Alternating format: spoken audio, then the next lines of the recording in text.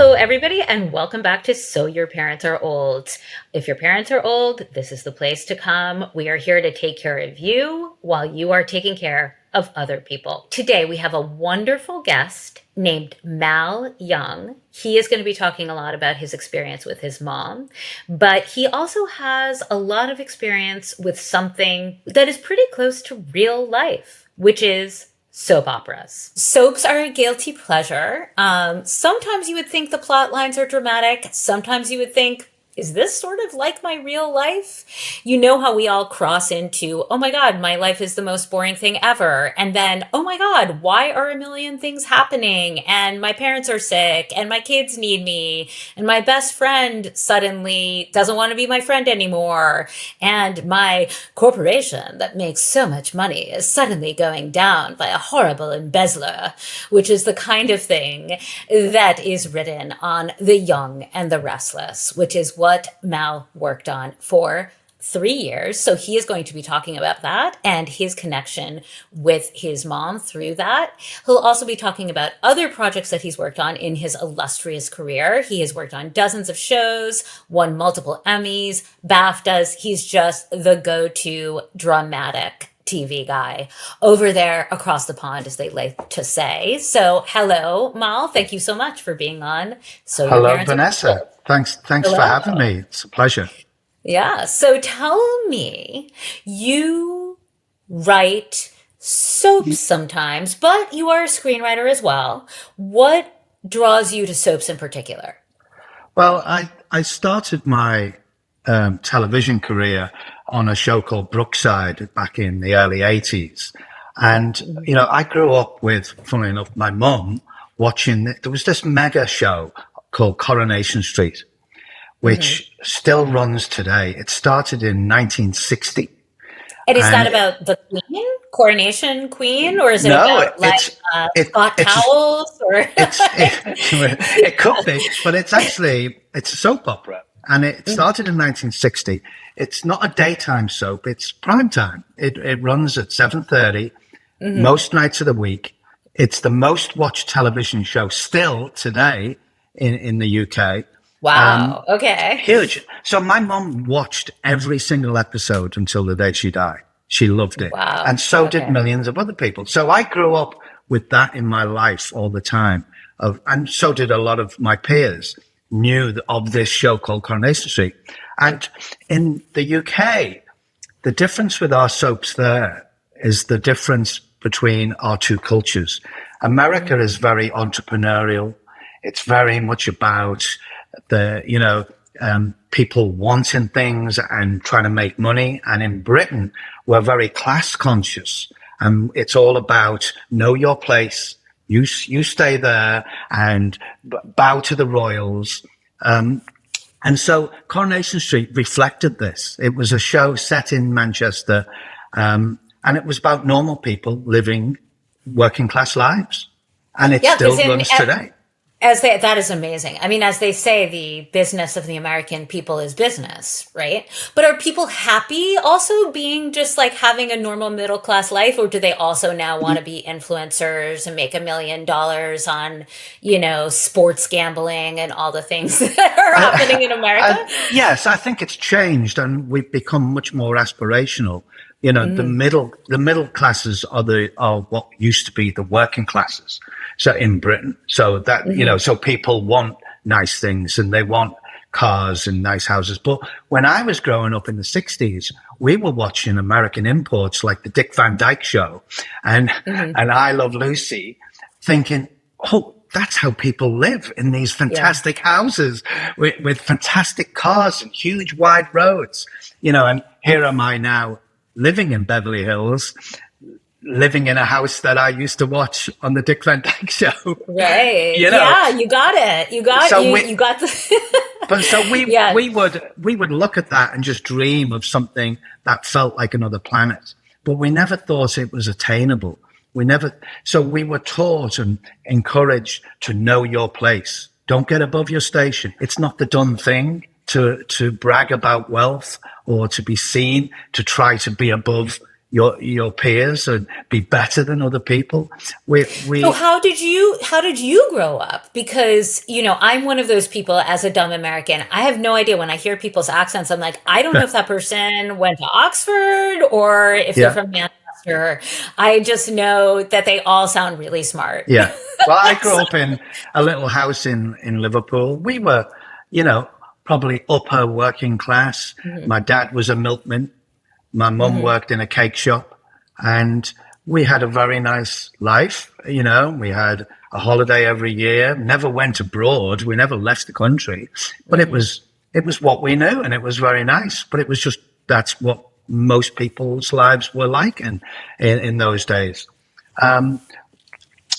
No one in our family ever went to university. I was the first person to go to art school in the Mhm. 70s, and to change. I was the first person in the family to change the our class and to suddenly go to see beyond the horizon and move to London and pursue a career. But Mhm. it wasn't the done thing. Everyone was encouraged to stay living near your parents. And Right. people in my hometown still do like to live very close to their parents and still see them. Mhm. It's. I suppose if there's a similarity, I would say Boston is a similar kind of vibe to Liverpool. Well, Kind of tough Catholic. and Do you mean but Catholic or Catholic, yeah? Irish, Yeah. because it's the gateway to Ireland. So, and working class, tough roots, rough and tumble, good hearted people, working hard.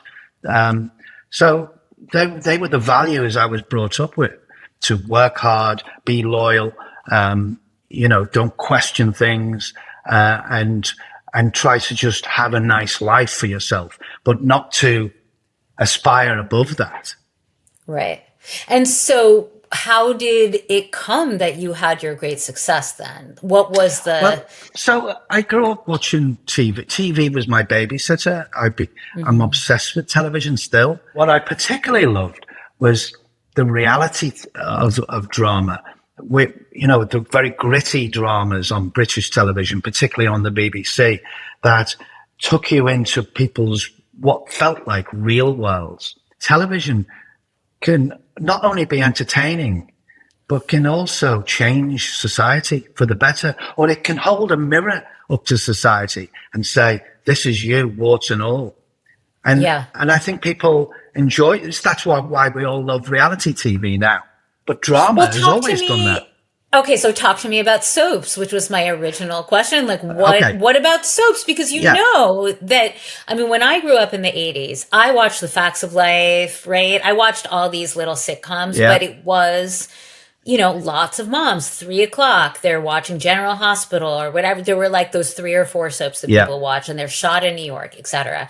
But now you don't really hear as much about soaps, and there's this idea that people have aged out, right? That they Yeah. aren't, either they're not running, or it really is like you're in the nursing home. Yeah. So like, what drew you to those, and like, what do you think about that landscape now? Well, as I say, so the British soaps have survived longer, I think, because they've reinvented themselves. The first story I wrote was about a lesbian relationship, which had never been done on television. And it was frowned Okay. upon. It was seen as controversial, and you shouldn't do this. And I wanted to build up to this pair of girls who really were close and liked each other, but didn't know why they felt the way they felt about each other. And we built it up to their first kiss. And this first kiss, oh my goodness. Some of the newspapers were insisting that I'd be fired, because how dare you? I got letters from mothers saying, "You've taught my daughter how to be a lesbian." Oh no. Boom. This is not 100 years ago. This is the 90s, and I ended up at the BBC, where I ran a whole bunch of shows and created some of my own. And so I suddenly found myself in the mainstream of television. But soaps gave me that entry point. And to then you return to soaps with The Young and the Restless. So yes. tell So me what happened, and tell me more about your mom also, and if that was happening at the same time it that you were was working happening at this. on Yeah. the show. So my mum and dad, my dad never wanted me to go to art school. He said, I can get you a job as a milkman because people always want milk. And why you go What to art about school? oat milk? What Yeah, about quite. almond milk? I Indeed. mean, That would have blown his mind. He wouldn't have got that at all. But my mum was a frustrated entertainer. She would have loved to be in show business. So she lived it vicariously through me. So, but they did encourage me to whatever I wanted to do. They always supported me, and I left school, went to art school, and they were there to help me. But they loved it when I got into television, I had them being extras on the set of things, and they would be behind the camera, watching and loving and learning about it all. So I started to use parts of their real lives in some of the stories I was writing, because that's where you get your best inspiration from reality. People at dinner parties say to me, they tell me something and then say, but don't put it in a script, will you? Because they know I hoover it up. I steal all these ideas from people's real lives, because that's you where got you to be get. careful of writers. Don't Yeah. tell Or me anything. Yeah, columnists are notably will just say, oh, indeed. that's an interesting little trend. That's it. And you log everything away. So I started to make money and have a different lifestyle to my parents. And I moved to London and got a nice house and married a pop star. And, my life was changing so much from theirs, but I was still very, very close to them emotionally. And I would phone them every day. They loved living their lives through me. When I met the Queen, I was presented to the Queen at Buckingham Palace, and there was a photo taken of us, me and the Queen. So I had it framed and given it to my mum, and my mum carried it round in her purse. Oh my God. So she's on the bus next to a stranger, and she would suddenly go, "Oh, I've left this in my purse. That's my son." Yeah, showing the strangers this thing, but Hey, that's quite an artifact. If you can get a picture of your son with the Queen, you gotta show that far and wide. That's got to be the prized possession. so so they were always very proud of me, and they knew that I was trying to reflect a lot of my upbringing in the stories that I was telling on television. And so the next minute, I always loved the idea of American TV. That was my big ambition, to move here and be part of the American television business. That felt like a natural next thing to do. So I came over here with a guy called Simon Fuller, who just had a hit with American Idol. Sure. And he was my boss. And for a little while, we tried to do a British style primetime soap for American television. Working class, ordinary people living ordinary lives. The antidote to what Young and the Restless and General Hospital. No glamour, nothing about evil twins or doppelgangers, but real stuff that touched people's real lives. There was always interest, and then at the last minute, they would back out, they would get worried and say, no, America wants to just see glamorous people. Right. And that really intrigued me. Whereas they didn't mind comedies about working class people. So Roseanne was a massive hit, but that was blue collar, but that's okay. We can laugh at them. We can laugh with them. We can show cops and nurses as working class people because they're professionals, but not just ordinary people who work in a shop or just, are on the checkout in your local supermarket. And that's the stories that we wanted to tell, because that's where I came from, that kind of background. So out of the blue, I was working for Sony at the time on a pilot, and they said to me, "Oh, we see that you have made some soaps in the UK, EastEnders, and your background. Would you take a look at our soap, Young and the Restless? I'd never seen it. So I watched a month's worth of it and, thought the acting was great. And, the fact that they can shoot 5 episodes a week all year round, that was pretty impressive. But I felt it was set 40 years previous. It felt like it hadn't moved on since the 80s. Tell us the plot line, the main plot line when you were entering. I know there have been quite a few, but who were the biggest characters? When I took over it had been running for 43 years. So there was an awful lot of history for me to learn overnight. And they wanted me to bring in new production values, a younger feeling to the storylines, because they, like you said earlier, realized that the audience were getting older and dying out. And if you don't change, like the British soap, that is a problem. Somehow the cigarette companies say it's fine, we can kill our customers, but for the rest of business, it's sort of a problem. That's right. So so it was an issue that audience would die away, and you need to keep reinventing the show to bring in new people, younger people, and they're the hardest audience to get because of multi channels and streaming, and suddenly daytime was a difficult show to sell because you can watch other things at that time. You can catch up on Netflix or whatever, and people were watching reality TV. So CBS, who the broadcaster, they really encouraged me and supported me in trying to just gradually, subtly change things and pace things up. But at the center of it was always 2 main families, which was the Newmans and the Abbotts. Most of the American soaps were based around 2 warring families, And one of the families, Jack Abbott, I was looking through all the history of it and discovered that he's got this mother. And I thought, that could be quite interesting, because at the same time, back in the UK, my dad had died. My dad has we always joked about death.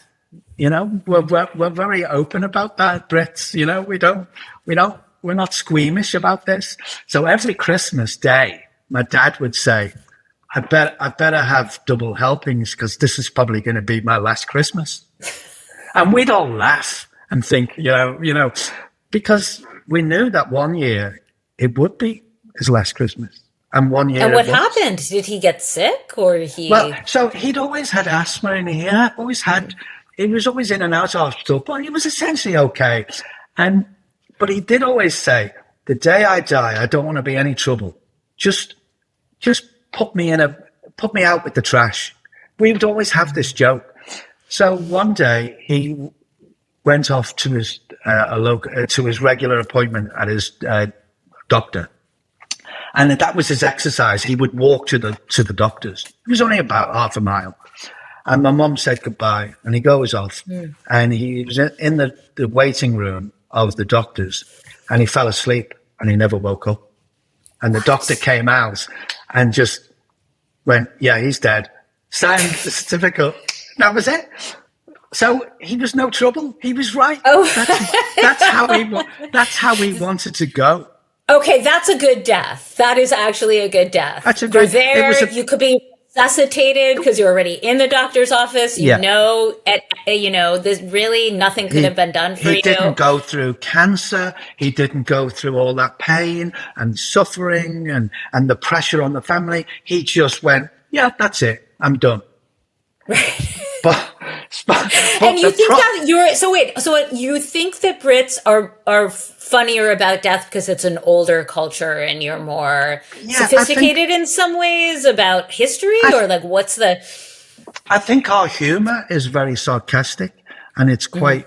We like to puncture moments with humor, and we can say outrageous things and get away with it, probably because of our accents. But where we come from, particularly in the north, where I come from, it's rough and tumble, and you say what's on your mind. You don't dress it up.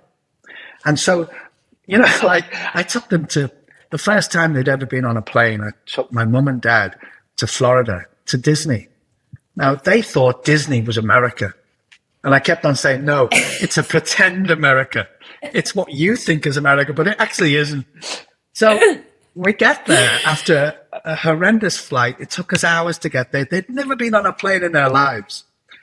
And so mind blowing. It was culture shock. My mum was loving it, but my dad was exhausted. So he said, look, I'm going to sit on this bench. You and mum go off and come back for me. And we forgot about him. So as we came back, we're in Disney and he's sitting on this bench. And as we were approaching him, his head was back and I thought, he's dead. My dad's died in Disney. What a way to go. But also I'm thinking, he's ruined the holiday because it's the first day of the holiday. Anyway, as I went to touch him, he woke up. And he went, oh my God, I said, I thought you were dead. He said, how did you think I was? It was hilarious. So we always joked about this over the years. But the problem, it was a good death for my dad, but for my mom, she never got to say goodbye and she never got over it. Okay. And I believe from that moment on, our heart was broken and that was the beginning of the dementia. And they had a beautiful relationship. They were not fighting. They were, 53 years together in the same house. They brought up me, my sister. They had two grandsons who they were, one ended up, he's a senior figure in the UK government. The other grandson is a professor in a university.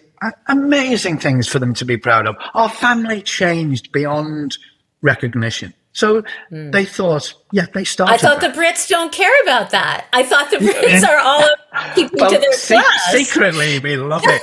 Secretly, we love it. But we try not to show off. How old was she? How old was she then?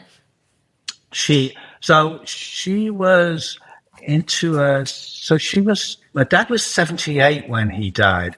My mom was 84. Okay. And so there was a moment. So I would go back. I was living here in LA at the time, but I would go back as much as I could to visit her. I phoned her every single day. Wherever I was in the world, I would phone her. And I think a lot of your listeners will maybe identify with this. You phone them and you want to talk to them, but then they get very repetitive and they say the same thing over and over again every single day, telling me the same thing. And you start to get irritated by it. Mm-hmm. And so I would then finish up the call. And then the minute I put the phone down, I felt guilty, thinking, why did I just do that? Why couldn't you just listen? Even if she wants to tell you it 10 times, so what? It's your own ego that's affecting that. That's not her fault. And then I would phone her back. At least she would do it all again. So that was difficult. It's a cycle. But it is a cycle. Yeah. And you're becoming the parents. And you realize that they're becoming reliant on you. And she was even more reliant because she was lonely and heartbroken. So I went and visited her one day, and she was very house proud. She always was cleaning, always cleaning. The house was spotless. And we had the TV on, and I'm watching the TV, and it was out of focus. And I went, there's something wrong with your TV. I'll fix it. It was all out of focus. And as I went near the screen, I ran my finger across the screen, and it was thick with dust. Yeah. And my heart almost stopped. I knew at that moment she wasn't cleaning. And I walked into the kitchen and there was food that had gone rotten. There was stains everywhere. And I'm thinking, and I had known, because I'd done a story similar to this in Brookside in a previous show that I'd run. I'd done dementia before. So I knew about it and I knew the signs, and I didn't want to believe that this was happening to her. I kind of made excuses, went, no, it's something else. It's fine. But deep down, from that second, I knew it's the beginning. And she was working? Because you say she was counting out change and making mistakes, or what was the... She was, had a nice little job in retirement and in a hospital shop. She did it for nothing. She did it as a volunteer to put something back, but also because she was lonely and she wanted to be with people. She loved people and people loved her. And she ran that shop. And, but we got notification from her bosses that they had to let her go because she was giving people more money back in change than they'd given her to pay for them. So, everyone was going, oh, this is great. She would get the bus into the hospital and she would stand at the bus stop for 5 hours at a time, scared of getting on the wrong bus.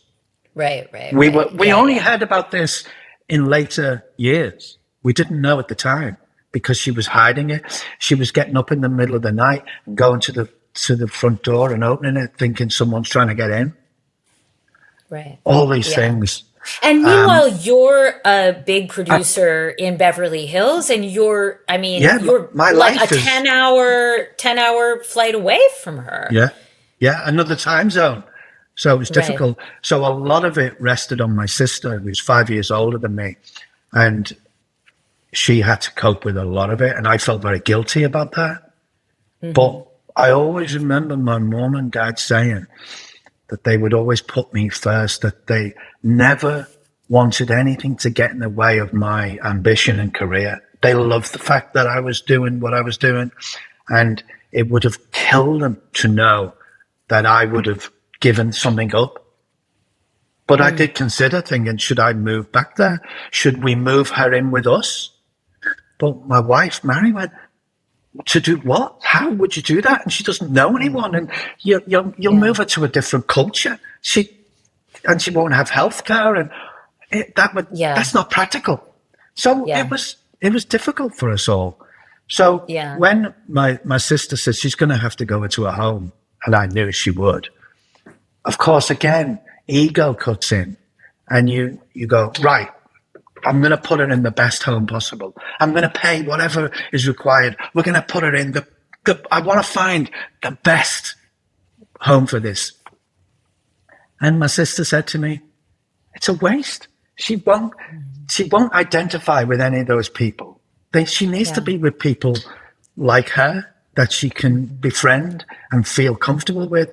And she won't notice that it's all posh carpets and fancy doorways and things. She just wants to be looked after. Yeah. No, I have a friend who put his mom in a home and he said, this is the best home. And then he realized sort of, they had really splashed out on this thing. He was like, she could be sitting on a couch anywhere in the world. Yeah. She doesn't know that this couch is brocade and gorgeous and this painting behind her is by a known artist. Like she doesn't know. But we're doing it for ourselves, aren't we?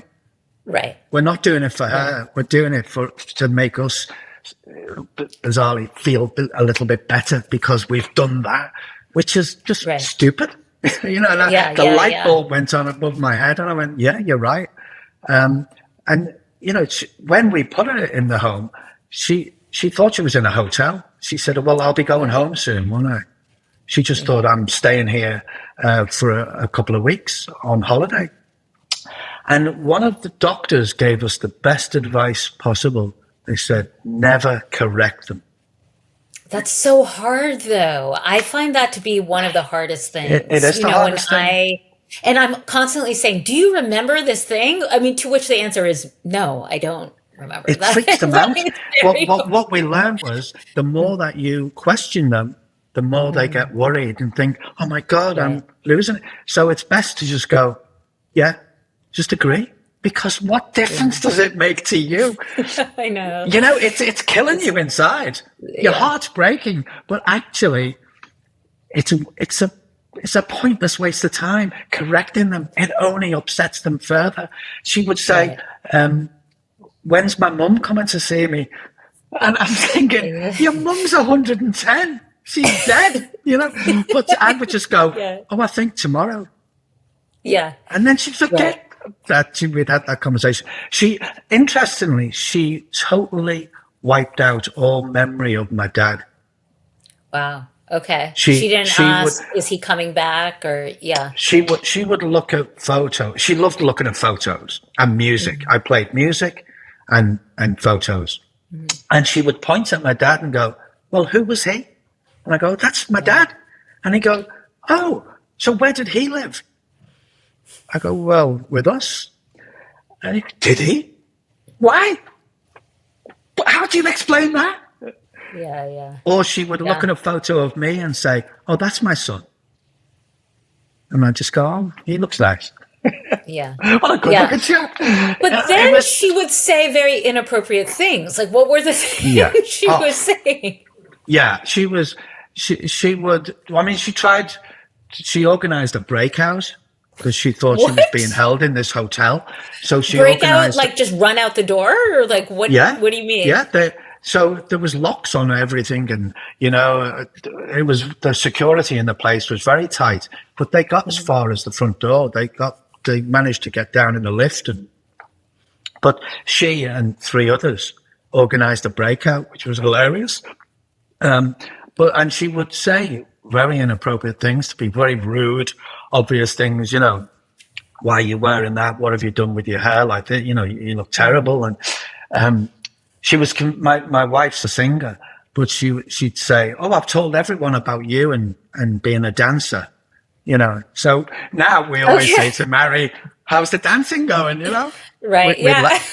we had to laugh it off because if you don't, you just fall apart. You had to see the humor in it. It's black humor. It's very dark humor, but I think that's what got us through. That we would just laugh at it the way we laughed at death. Yeah. Right. So when she did the escape, she didn't get into any trouble. There was no fallout from this. No, because they knew that, just we've got to have to keep an eye on her, or they would go into the wrong room and get into bed with someone and one of the other patients or residents, Right. they had these little boxes on each of the doors that you would put memories in, little Mhm. things that might just trigger so that she could find her room because she Oh, wouldn't be able to interesting. remember the number of the room she was in, but they Mhm. can remember little trinkets, a Okay. piece of jewelry, a photo, or something that triggers them and goes, "Oh, that's where I live now in there." But Mhm. I hated going there. I loved seeing her, but Yeah. I hated it. It was killing me. It smelt. I can still smell it, and it just felt like a waiting room for the It's inevitable. right, right. It's a hospice before the hospice, Yeah. right? Um, But then you decide that you're going to put this into The Young and the yes. Restless. So, Like so this is she yeah. was still alive when this was happening, or what was your thought No. process through that? Mhm. No. She died 2012, and I got to a Young and the Restless 2016, and Okay. I inherited a character who was the mother of one of the main characters, and I really liked that character, Jack Abbott. I thought he was very Mhm. interesting. He's got this great history, very proud guy, and I identified a lot with him. And I discover he's got this elderly mother that he wants to reconnect with and that he'd had difficulty with in the past. So he Mhm. reconnects, and we said, can we get the actress to come back and recreate it? Because, I knew that she'd been a phenomenal actress. Marla Adams, we got on really well. And so she came back and played Dina again. And we reestablished the relationship and how close Jack was to her. And they dealt with a lot of issues that they'd grown up with and that they'd had this big fallout, but they reconciled. And then I threw the ticking time bomb in. And I did tell Mhm. Marla that we would be doing a dementia story. And she was so into it. Mhm. She threw herself head. Actors love it when you give them those big stories because they Yeah. know they're going to be challenged and pushed like never before. And this Mhm. was part of my campaign to bring more edgy, grittier, real issues to the screen, to Mhm. stop doing doppelgangers and evil twins and do stuff that maybe can give comfort to viewers in a way that they think, well, I'm not alone watching this, that this And someone else is going through what I'm going through. and how did her relationship with her kids play out on The Young and the Restless? And how is that similar maybe to the way, Well, you had it was, some experiences? yeah. I mean, the stuff I put in there was what I'd gone through with my sister, where you're first off in denial. You go, and she's fine. Then you throw money at it and you go, we're just going to look after her. We're going to be fine. And so you don't want the world to know. You just want to cosset her and pretend and bury your head a little bit. And that's what Jack but his sister was kind of much more like my sister, more realistic about it. About, no, this is the beginning of the end, Jack. And Jack's like not wanting to know this at all. So I wanted to reflect that reality that we'd been through and that I realized a lot of other families go through. Music was a big factor. So I came up with a storyline where Jack remembers a song that his mum used to sing to him when he was a little boy. She suddenly she can't remember who he is, but she can remember every line of this song, and Jack breaks down in tears. That is similar to how I was with my mum, when she could just remember something with total clarity, and it was usually music. And so I thought, okay, let's write the song. So I phoned up my wife, who's fortunately a musician, and said, "Oh, I need a song that sounds like it was written in the 50s, that goes back." And Jack's going to go and search for the actual record and give it to his mum as a present and put it on a record player. And so I gave Mary 5 days to write a song. And she did. And she wrote To the Moon and Back. And she sang it in London and recorded it and sent the tape over. It actually, it's does very well still on streaming. The fans love it. Amazing. And she That's performs really it in her live shows. She sometimes does it, and people just are in tears thinking. And she tells the story about where the song came from, and they love it. People are touched by it because they can relate to it, because you can see them in the audience nodding their heads, thinking, "Yeah, we've been there." So anyway, Jack plays the record, and him and his mother sing along to this record, So that was all a nice use of what I'd been through and a way of putting it into the show. So, and it was, it touched the audience and was a huge success for us. And I think they're the stories that always work the best. They're not the silly stories, but the ones that the audience can nod their head and think, that's me. That's my mum. That's my sister. That's my daughter. So, and they can use it as not therapy, but as a way to feel not alone, that they're part of something. Marla and I, we got involved with the Alzheimer's Society here, the charity, and we would do sponsored walks for them. And because we knew that a soap opera is, there's 6 million people watching. We can touch an awful lot more people than that charity can touch. Yeah. So the Marla playing this character, Dina, could have a bigger impact because we could go on the whole journey and you could get under the skin of it. Yeah. And so for you now, some years out from this, do you still think about what happened with your mom a lot, and how has it affected your own plans for yourself? A lot of kids of dementia parents say, well, that's it. I just want the bullet to the head. Like, that's it. Yeah. It goes back to your, hilarity about death. Yeah. But what do you. It has had a big impact. And you try to learn from those things and think, what would I do differently for us? What did I have to go through with my mum and dad? What can we learn from it that I can pass on to my daughter? My daughter's 27 now, Lily. And Mary and I you know, we, again, we use that humor. We say Mm-hmm. to her, well, this will probably, I always now say every Christmas, well, of course, this will be my last Christmas. And we joke Right. about it. But Hopefully not. Although, hopefully I've got plenty of time it's to go. it's coming for Um, all of us. Yeah. it's coming for all of us. And that's the one, that's the great leveler. It's the one thing you cannot stop.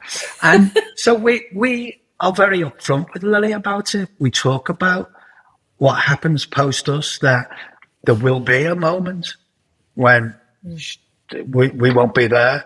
And I think it's healthy to do that, to have a light-hearted look at it, but also practical. You know, that we did our wills a couple of years ago to make sure that she would be secure and you know what would happen to everything. You know, we have a slightly complicated life because we've got a house in London and we've got a house here. So you start to tidy up your life. A lot of our friends, but you know, we're not talking, we're not that old. We're still working. We're still active. We're still, you know, thinking and being creative. Mary's doing a new album, and I've got, a whole bunch of new shows, and I'm writing a comic book. So we didn't turn into our parents in that way. We didn't suddenly retire and go, it's time to put feet up. We will work till the day we die, or till the day we can't work anymore, till our brains say no. So we wanted to make sure that all of our friends and I, we start to downsize everything. You start to look through all the records and the books, and you go, why are we keeping all these things? Why are we buying all these trinkets? Why are we, I have this big collection of animation art, which I've been a big fan of for many years. Well, do we sell it now? Do we do we realize that now, or do we leave it for Lily? Will she be able to know what all that is? And all of our records, all of our vinyl, a lot of it's worth a lot of money. So you do start to tidy things up. You look in the attic, you look in the spare room and think, why do we have all this stuff? Well, that's better than a lot of people, which is just, parents die and then, oh my God, they were such hoarders. What do we do? But you're right. Like, I think there is a degree, at least for me, where, you're having your parents get sick or dying or a long illness. That's sort of the beginning of the down slope of the life where you start thinking to yourself, like, what have I accomplished? And I'm going to work till, as you say, until the brain doesn't work anymore. Yeah. But you do start to say, what have I done and what do I want to do? And because it certainly brings the fact that you're going straight in the face, right? I mean, I often say to people, well, I probably have about like 20, if my parents are any indication, I probably have about 29 years left on this planet. I don't have a year for that project, right? Yeah. It's Yeah. a So creative project I'm not interested in. But when you say it in those stark terms, Yeah. when you're in your 30s, you think this will be forever. We'll never get old. But then suddenly when you do have those conversations and go, have I got 20 years? Right. How long have we actually got? And you go, that's not very long. We better get things moving here. I better get that book written. I better get that thing done. I better tidy up that room. I don't want Lily to have to go into these houses and have to put things in boxes. Well, that's, I think one of the big challenges, at least for me and for many people I know, is that it's hard to discern what's important, and when there's so much you can't really tell.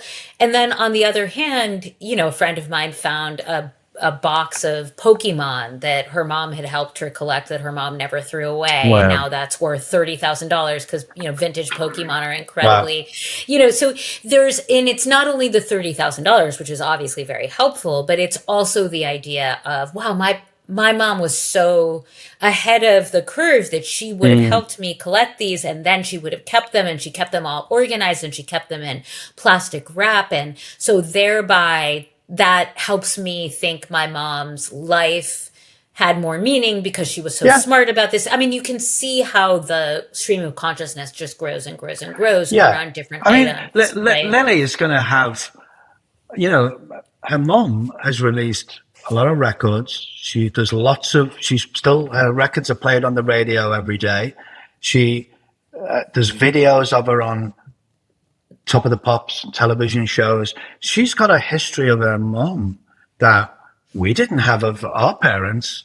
Her mum her legacy will continue after she's gone, and hopefully mine will through the TV shows that are still shown around the world with my name on the end or whatever. So I feel like we're leaving Lily those kind of things as like memories and legacy, tangible things for her and to inspire her maybe. But the stuff that's actually in the house, we need to help so that she doesn't get bombarded with, a load of stuff and she gets ripped off.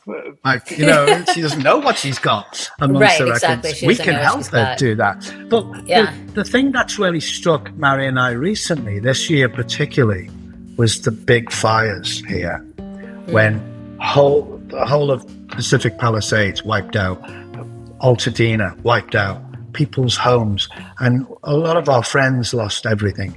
And they lost not only the physical homes, they lost memories, they lost photos, record collections, guitars, Yeah. stuff that is your life. But then you suddenly realize it's nothing. It's actually meaningless. They survived. They've got each other, they've got their love, they've got their memories, but it's just stuff. It's just stuff. Yeah, absolutely. Well, thank you so much. This has been an amazing conversation. Let's all go clean out as much stuff as we can and not buy any of the things that Instagram is constantly telling us we need. Declutter. Yeah. I mean, it's just hard in this time when, social media exists to basically sell you things, right? So Yes. you're constantly getting new things in. You've got to get the old things out. But it's fascinating to hear how you used your art, soap operas, to reach other people, to metabolize your mom's disease, and the differences between the great continent of Great Britain and America, which, even though we speak the same language, are somehow vast. Although we can all agree, we're no on Meghan Markle. That seems to be the place we agree. Thank you so much for your time. I appreciate it. My pleasure. It's been real good fun talking to you. Thanks, Vanessa. Take care. And everybody, please tune in next week to another episode of So Your Parents Are Old.